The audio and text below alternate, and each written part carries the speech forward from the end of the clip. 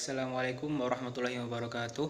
Perkenalkan, nama saya Ahmad Firdaus Wajadi dari kelas 1142. Di sini saya akan menampilkan video tentang pendapat orang tua tentang pembelajaran di rumah. Assalamualaikum warahmatullahi wabarakatuh. Ya, ini ada situasi nasional, ada yang namanya bencana COVID-19 ini memaksa harus belajar di rumah, beribadah di rumah, kerja di rumah. Memang tidak dikehendaki ya semua orang, tapi ya ini kita ambil hikmahnya, yaitu ya belajar utama bagi anak ini nanti akan banyak komunikasi dengan orang tua, dengan saudara yang sekandung juga, dan yang selama ini agak sulit terjadi. Yang kedua juga ada latihan-latihan menjadi imam sholat dan sebagainya. Itu kan perintahnya Kementerian Agama anak SMA untuk agar diupayakan berlatih menjadi imam itu. Demikian juga ada kaitannya lain, yaitu terpaksa anak belajar IT karena tanpa ini mungkin ya tidak ada yang memaksa untuk belajar IT, dan itu kebetulan di zaman-zaman era digital. Ini hikmah lainnya ialah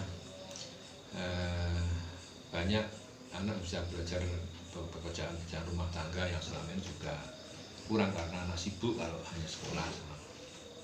Misalnya pekerjaan yang terkait dengan tugas-tugas anak yang diwariskan oleh ya, seperti mengerjakan pekerjaan rumah tangga, apakah memasak, yang perempuan dan sebagainya, yang perlu masuk membenahi rumah. Ini kan anak-anak perlu dilatih. Ini diantara ya hikmahnya demikian. Dan yang berikutnya juga adalah yaitu makan jadi tertib, karena memang ada tuntutan untuk makan yang tertib, istirahat cukup agar terhindar dari corona ini.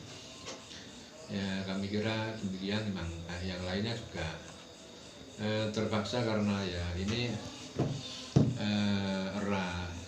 karena ini musim corona ini, ya anak juga banyak akan belajar yang namanya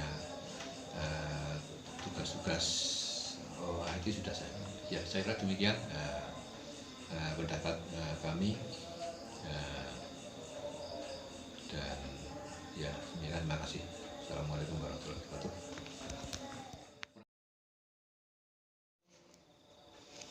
Assalamualaikum warahmatullahi wabarakatuh. Saya akan menyampaikan segi negatif dan segi positif dengan adanya siswa atau anak belajarkan di rumah. Yang pertama, segi positifnya, kami orang tua bisa secara langsung memantau anak dalam belajar di rumah. Ketika dia kendor dalam belajar, kami secara langsung bisa menegur atau memotivasi anak untuk lebih giat belajar. Yang kedua, segi positifnya, dengan anak tinggal di rumah selama peraturan pemerintah yang mengharuskan anak-anak sekolah harus belajar di rumah, kami sebagai orang tua sedikit banyak merasa terbantu, karena biasanya khusus anak saya ini biasanya ada di pondok, sehingga ketika dia di rumah, ketika saya perlu sesuatu yang saya tidak bisa mengerjakan, saya bisa dibantu oleh anak saya. Yang berikutnya, segi negatifnya,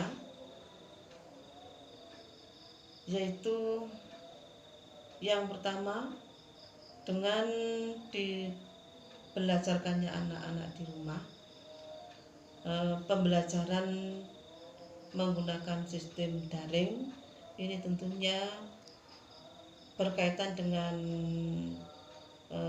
media pembelajaran, yaitu misalnya WA atau HP, yang itu tentunya sedikit banyak menambah kebutuhan pulsa, karena setiap tugas itu lewat WA atau lewat HP. Nah, itu tentunya sedikit banyak bisa menambah kebutuhan pulsa, yang tentunya itu juga menambah pengeluaran kami. Yang kedua, segi negatifnya, dengan anak-anak belajar di rumah itu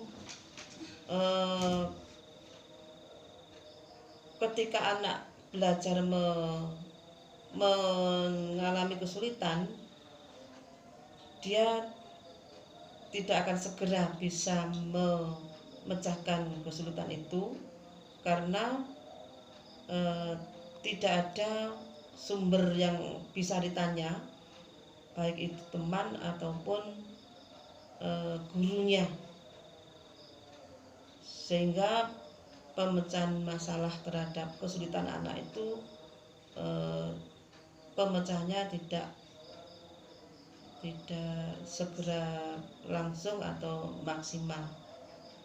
Ya, kalau orang tuanya bisa membantu pemecahan dalam masalah bidang studi yang dihadapi, kalau tidak bisa, nah tentunya anak akan menjadi bingung. Nah, itulah beberapa segi negatif dan segi positif dengan adanya anak diberikan kesempatan belajar di rumah. Dan itu semua wali murid, semua orang tua sudah menyadari bahwa dengan situasi kondisi yang sekarang ini ada wabah atau pandemi, yaitu adanya COVID-19, kami semuanya patuh terhadap peraturan pemerintah yang harus kami ikuti, yaitu kami memberikan kesempatan anak untuk belajar di rumah. Demikian yang bisa saya sampaikan. Terima kasih. Assalamualaikum warahmatullahi wabarakatuh.